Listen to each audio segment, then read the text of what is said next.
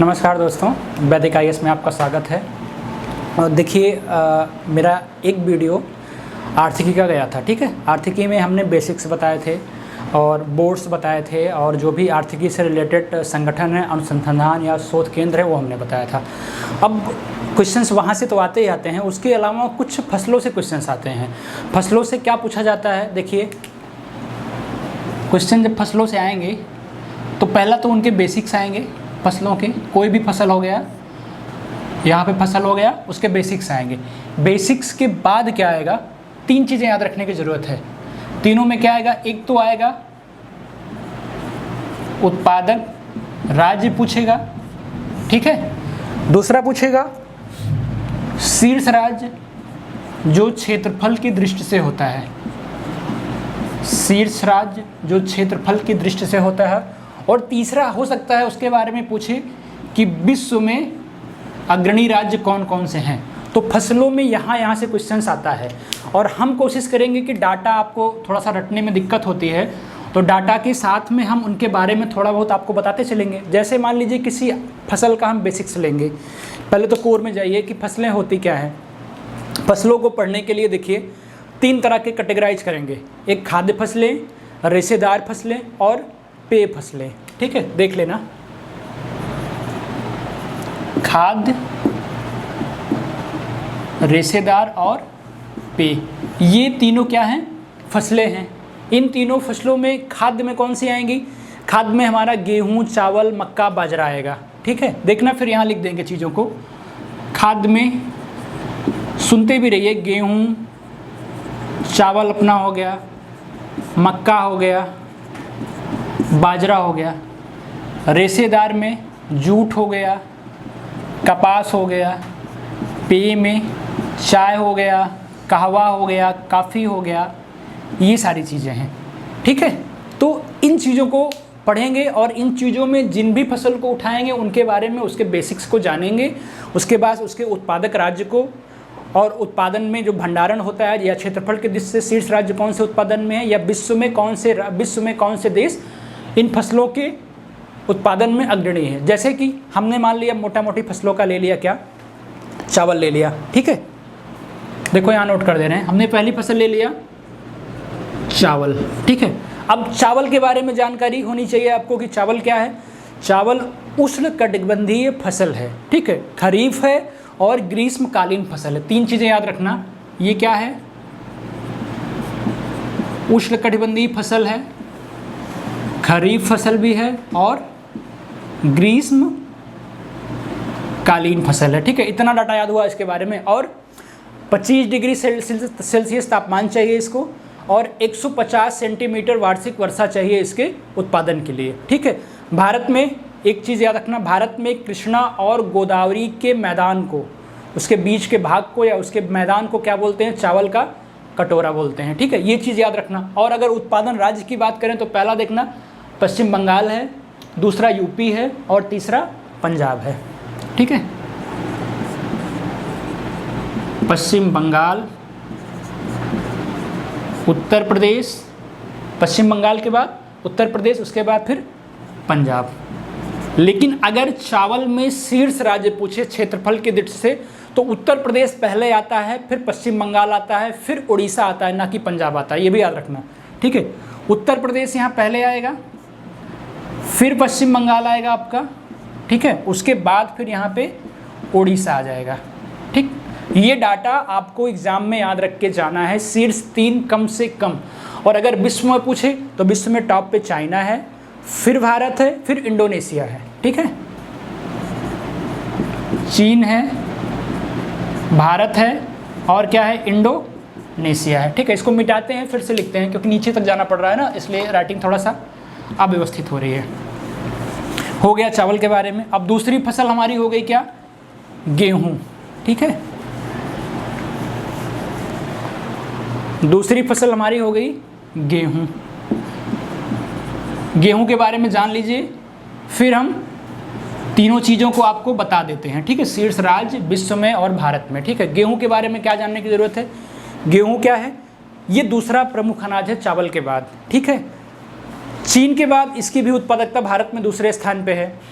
इसके लिए तापमान की आवश्यकता कितना होती है, टेम्परेचर चाहिए 10 से 15 डिग्री सेल्सियस मात्र, मतलब ये ग्रीष्मकालीन फसल नहीं है, ये शीतकालीन फसल है। ठीक है, उसके बाद वर्षा कितना चाहिए, वर्षा इसके लिए लगभग 80 सेंटीमीटर वार्षिक वर्षा चाहिए। ठीक है, एक चीज़ और याद रखना, नॉरिन टिन के बारे में पूछता है। नॉरिन टिन एक प्रकार का बीज है जो इसमें बौनापन लाता है। बौनापन इसलिए लाया जाता है पौधे में कि पौधा छोटा होगा तो उसकी उत्पादकता अधिक होगी। ठीक है, नॉरिन टिन को याद रखना, इससे रिलेटेड है नॉरिन टिन। बाकी इसके बारे में बेसिक्स आपको बता दिया, जैसे इसकी फसल, इसके उपज के बारे में पूछता है, इसकी प्रजातियों के बारे में पूछता है, सोनालिका, अर्जुन और क्या कहते हैं भवानी, ये सब इसकी अमर, ये सब इसकी प्रजातियां होती हैं। बाकी अब इसके डीप में जाओगे तो उत्पादन में भारत में क्या है, उत्तर प्रदेश है, पंजाब है, मध्य प्रदेश है, याद रखना उत्तर प्रदेश है, पंजाब है और मध्य प्रदेश है। और शीर्ष राज्य में क्या है क्षेत्रफल की दृष्टि से, यहाँ पे उत्तर प्रदेश, पंजाब, मध्य प्रदेश है और उसमें भी क्या कहते हैं उत्तर प्रदेश टॉप पे है, उसके बाद मध्य प्रदेश फिर पंजाब है। देखना उत्तर प्रदेश है, फिर मध्य प्रदेश जाएगा, फिर पंजाब आएगा। और विश्व में हमने पहले ही बता दिया कि चाइना टॉप पे है, उसके बाद फिर क्या है भारत है। ठीक है, गेहूं में इतना याद रखना, चाइना के बाद क्या है भारत है। अगर उसके बाद भी डाटा याद रखना हो तो रूस का याद रखना, तीसरे नंबर पे रूस आता है। ठीक है, तो ये दो फसलें हमारी प्रमुख हो गई, एक चावल हो गया, दूसरा गेहूं हो गया। जानकारी इसलिए अधिक दे रहे हैं कि हो सकता है कुछ चीज़ें एक्स्ट्रा पूछ ले, बाकी तो उद्देश्य इसका बताने का यही है कि चीज़ें क्या कहते हैं उसी पे रुकी रहें। ठीक है, देखना अगली फसल हमारी है ज्वार के बारे में देख लेना। ज्वार है, बाजरा है, ये सब किस में आता है, ये हमारी पहली जो प्रमुख फसल थी खाद्य फसल, हम उसकी बात कर रहे थे ज्वार। ठीक है, ज्वार के बारे में जानकारी रखने की ज़रूरत है कि ये वर्षा पर निर्भर होती है, मतलब पानी की आवश्यकता, सिंचाई की आवश्यकता बहुत कम होती है। इसके लिए अगर देखा जाए तापमान तो 27 डिग्री सेल्सियस से मात्र 30 डिग्री सेल्सियस से 40 डिग्री सेल्सियस कह सकते हो, इतने ही तापमान की आवश्यकता होती है। वर्षा भी बहुत न्यूनतम चाहिए, 30 से 50 सेंटीमीटर वर्षा, वार्षिक वर्षा जो है 30 से 50 सेंटीमीटर जहाँ की होती है वहाँ पे इसको उगाया जाता है। कभी कभी पूछता है बाजरे से मिलता क्या है, वो ज्वार से मिलता क्या है, तो ज्वार से मिलता क्या है, कार्बोहाइड्रेट मिलता है, वसा मिलता है, प्रोटीन मिलता है। इसको गरीबों का मुख्य खाद्यान्न भी बोलते हैं। ठीक है, अब इसके उत्पादक राज्य में आइए और क्षेत्रफल की दृष्टि से शीर्ष राज्य में और विश्व में। उत्पादक राज्य में नाम याद कर लीजिए, कर्नाटक है, महाराष्ट्र है और तमिलनाडु है। कर्नाटक है, महाराष्ट्र है, तमिलनाडु है। और शीर्ष राज्य में भी सेम है, नहीं शीर्ष राज्य में महाराष्ट्र टॉप पे आ जाएगा। ठीक है, शीर्ष राज्य में महाराष्ट्र आपका टॉप पे आएगा, उसके बाद फिर कर्नाटक आएगा, फिर राजस्थान आता है, कर्नाटक आता है, फिर राजस्थान आता है। और अगर विश्व में ज्वार की बात करें तो सबसे ज़्यादा विश्व में ज्वार अमेरिका में होता है, यूएसए में, उसके बाद नाइजीरिया में, फिर सूडान में। अमेरिका, नाइजीरिया, फिर कहाँ पे होता है, सूडान में। तो यह आपकी 3 प्रमुख फसलें हो गई क्रम वाइज, पहली चावल हो गई, गेहूं हो गई और क्या हो गया, ज्वार हो गया। ज्वार के बाद देख लीजिएगा तीसरी फसल बाजरा के बारे में। बाजरे में क्या है, ये भी क्या कहते हैं, लगभग इसके उगाने के लिए तापमान देखा जाए तो 20 डिग्री सेल्सियस से 30 डिग्री सेल्सियस चाहिए। और ये पौधा यहाँ का नहीं है, ये पौधा याद रखना ये अफ्रीकी कुल का पौधा है। ये अफ्रीकी कुल का पौधा है। इसके लिए तापमान कितना चाहिए, 20 से 30 डिग्री सेल्सियस। ठीक है, और वर्षा कितना चाहिए, वर्षा 40 से 50 सेंटीमीटर वार्षिक वर्षा एनफ है इसके लिए। 40 से 50 सेंटीमीटर वार्षिक वर्षा इसके लिए एनफ है। अगर इसके उपज की बात की जाए तो राजस्थान टॉप पे है, फिर यूपी है, यूपी के बाद फिर क्या कहते हैं, देख लेना, राजस्थान है प्रथम पे, फिर उत्तर प्रदेश है, फिर हरियाणा है, ठीक। राजस्थान के बगल में ही हरियाणा, फिर उत्तर प्रदेश हो गया। और राजस्थान, यूपी, महाराष्ट्र इसके शीर्ष राज्य उत्पादन में है, ठीक है। उसके बाद एक इम्पॉर्टेंट फसल की बात करेंगे, मक्का की। एग्जाम्स में मैक्सिमम मक्का पूछा जाता है, तो मक्का पे थोड़ा सा कंसंट्रेशन बना के रखना।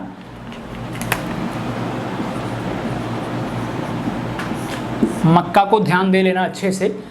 मक्का जो है यूएसए मूल का पौधा है, वो अफ्रीका कुल का पौधा था, और ये कहाँ का है, बेसिकली यूएसए मूल का पौधा है, ठीक है। मक्का यूएसए का पौधा है कह सकते हो। इसको सबसे पहले भारत में ईस्ट इंडिया कंपनी ने लाया था। एक्स्ट्रा जानकारी आपकी हो गई। भारत में सबसे पहले इसको किसने लाया था, ईस्ट इंडिया कंपनी ने लाया था भारत में। मक्का से क्या मिलता है, साइंस का क्वेश्चन हो गया। मक्का से स्टार्च और ग्लूकोज बनाते हैं, ये भी ध्यान देना। इससे स्टार्च बनाते हैं और क्या बनाते हैं, ग्लूकोज बनाते हैं, ठीक है। इतनी जानकारी आपको मिली। इसके लिए तापमान बहुत ज़्यादा नहीं चाहिए, 21 डिग्री सेल्सियस से 27 डिग्री सेल्सियस तापमान चाहिए, और वर्षा भी 50 से 100 सेंटीमीटर वार्षिक वर्षा चाहिए।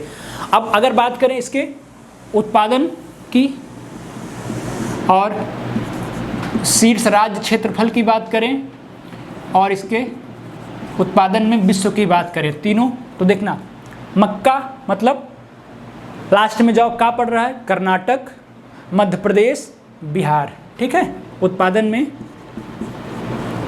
कर्नाटक, मध्य प्रदेश, फिर क्या है, बिहार है। लेकिन अगर शीर्ष की बात की जाएगी तो मध्य प्रदेश ऊपर आएगा, मध्य प्रदेश आएगा, फिर कर्नाटक आएगा, लेकिन फिर क्या आएगा, महाराष्ट्र आएगा।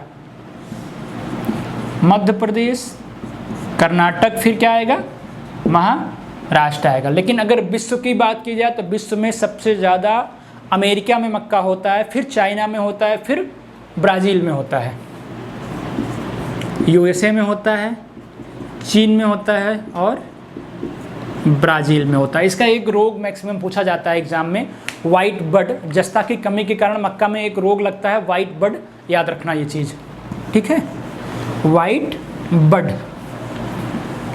देखिए मक्का के बाद अगली फसल की हम बात करेंगे, हमारा चावल हो गया, गेहूं हो गया, ज्वार हो गया, बाजरा हो गया, ठीक है। अब मक्का के बाद हम जौ की बात करेंगे। जौ को ऐसे समझ लीजिए, जौ का उल्लेख बहुत पहले से मिलता है, आपको पता होगा, सिंधु सभ्यता से ही मिलता है। मतलब सिंधु सभ्यता से ही जौ काफ़ी महत्वपूर्ण फसल रही।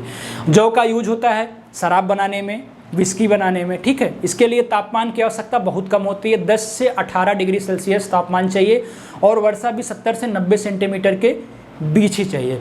विश्व में सबसे ज़्यादा जो रूस में होता है, फिर फ्रांस में होता है, फिर जर्मनी में होता है, याद रखना, रूस, फ्रांस, जर्मनी। लेकिन भारत की बात की जाए, भारत में सबसे ज़्यादा जो राजस्थान और उत्तर प्रदेश में होता है, ठीक है। ये डाटा याद हुआ आपका। और तीसरा याद करना इसके बाद वाला जो भी हो, दलहन।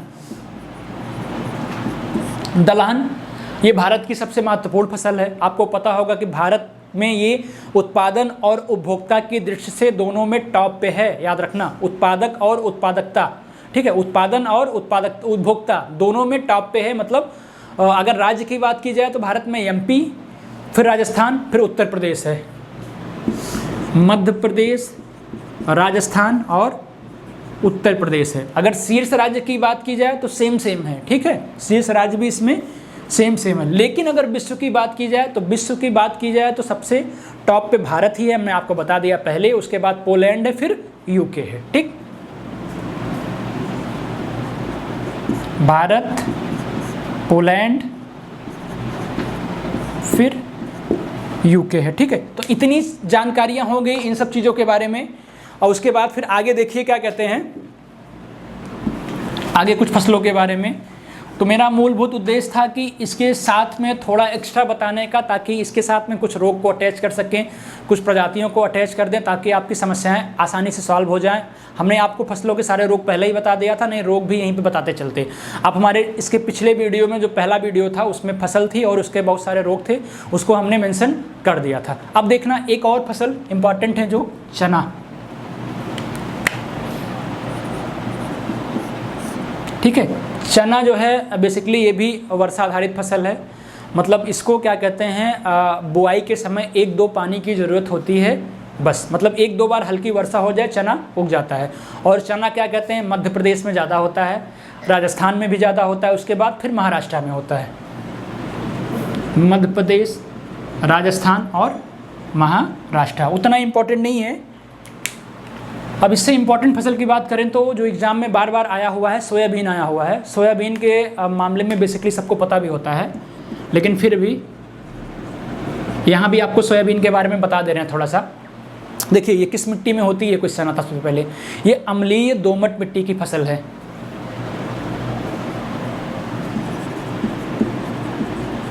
अम्लीय दोमट मिट्टी की फसल है, ठीक है। अम्लीय दोमट मिट्टी में सोयाबीन ज़्यादा उगती है, और तो काफ़ी मिट्टियों में होता है। उसके बाद इसको तापमान की ज़रूरत होती है 15 से 24 डिग्री सेल्सियस की, ठीक है। और वर्षा 40 से 60 सेंटीमीटर चाहिए, ठीक है। और सबसे ज़्यादा कहाँ होता है आपको भी पता होगा, मध्य प्रदेश में होता है, फिर महाराष्ट्र में होता है, फिर राजस्थान में होता है। मध्य प्रदेश, महाराष्ट्र और राजस्थान। और शीर्ष क्षेत्रफल की दृष्टि से जो राज्य हैं वो भी सेम है। लेकिन अगर विश्व की बात की जाए तो विश्व में सबसे ज़्यादा यूएसए है, फिर ब्राज़ील है, फिर अर्जेंटीना है। यूएसए है, ब्राज़ील है और क्या है, अर्जेंटीना है, ठीक है। ये सारी चीज़ें याद रखना। अब इसके बाद सोयाबीन के बाद एक प्रमुख फसल है कपास की, ठीक है। वो दरवाज़ा बंद कर दो, लाइट आ रही है, ठीक है, रोशनी पड़ रही है, ठीक है। कपास देखो,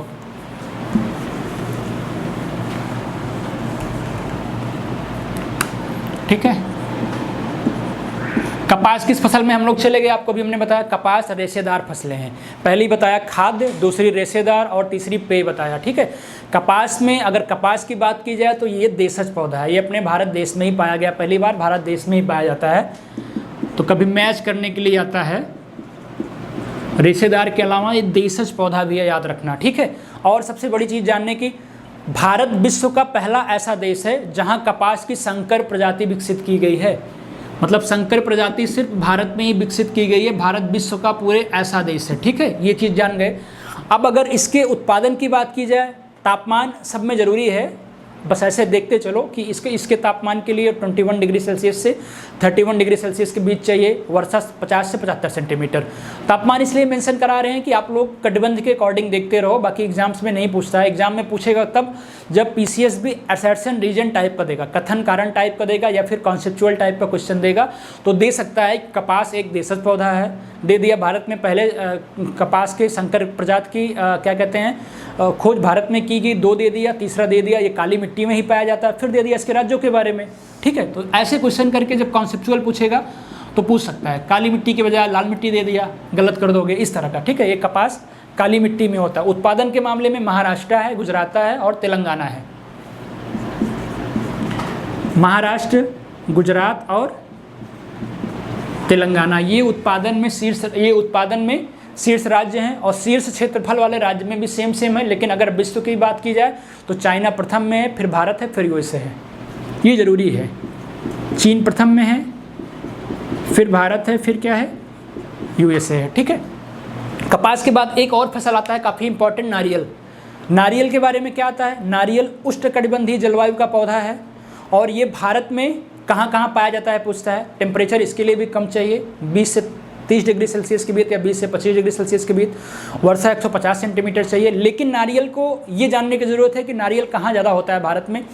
केरल में ज़्यादा होता है, कर्नाटक में होता है इसके बाद, फिर उसके बाद तमिलनाडु में। मतलब भारत के तटीय क्षेत्रों में नारियल की उपज ज़्यादा होती है ना, केरल, कर्नाटक और तमिलनाडु यहाँ नीचे, ठीक है। तो इन तीनों प्लेस को याद रखना। और उसके बाद अगर विश्व की बात करें तो विश्व में क्या होता है, इंडोनेशिया है, और उसके बाद फिर क्या कहते हैं, चिली है, फिर भारत है, ठीक है, याद रखना। विश्व में नारियल हमने नोट भी नहीं किया ना, चलो ठीक है, ऐसे देख लेना, यहाँ बता दे रहे हैं।